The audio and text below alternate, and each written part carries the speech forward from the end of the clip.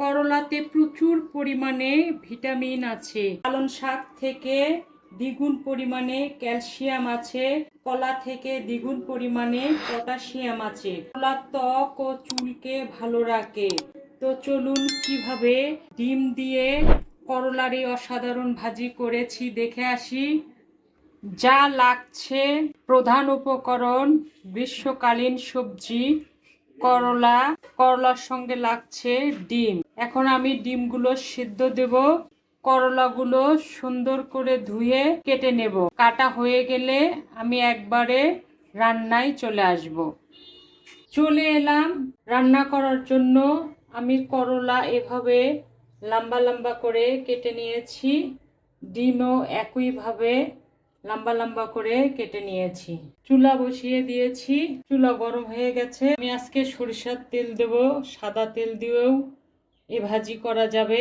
পরিমাণ মতো তেল দিলাম। আমি পেঁয়াজটাও একটু লম্বা লম্বা করে কেটে নিয়েছি, একটু মোটা মোটা করে কেটে নিয়েছি, একটু সুন্দরের জন্য। ধরা বাঁধা কোনো নিয়ম নাই, কাটলেই হলো। রসুন, মরিচ,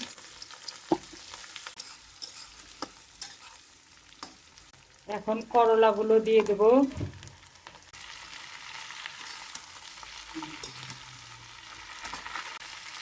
পরিমাণ মতো হলুদ দিলাম।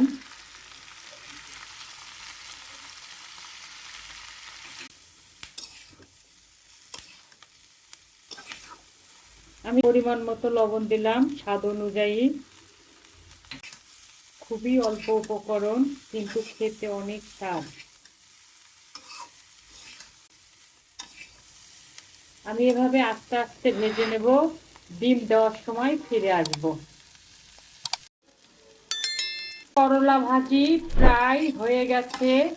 আমি মিডিয়াম হিটে কিছুটা সময় জাল দিয়েছি, আর এখন মিডিয়াম টু লো হিটে কিছুটা সময় জাল দিয়ে নিচ্ছি। এখন আমি কাটা ডিমগুলো দিয়ে দেব।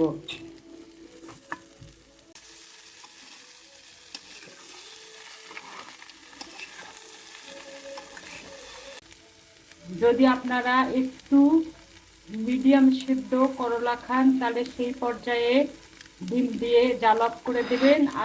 আর যদি একটু সিদ্ধ সিদ্ধ খান, তাহলে সেই পর্যায়ে ডিমটা দিয়ে জাল অফ করে দেবেন। আমার করলা ভাজি হয়ে গেছে, আমি জালটা অফ করে দিলাম।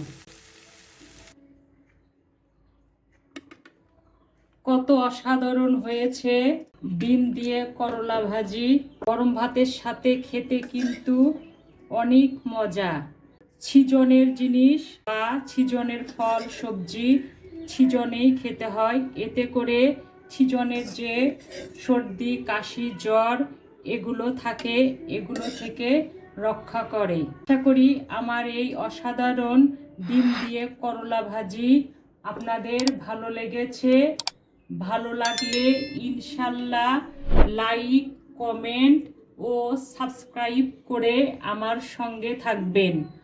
ভালো খান, সুস্থ থাকুন। আবার দেখা হবে। আল্লাহ হাফেজ।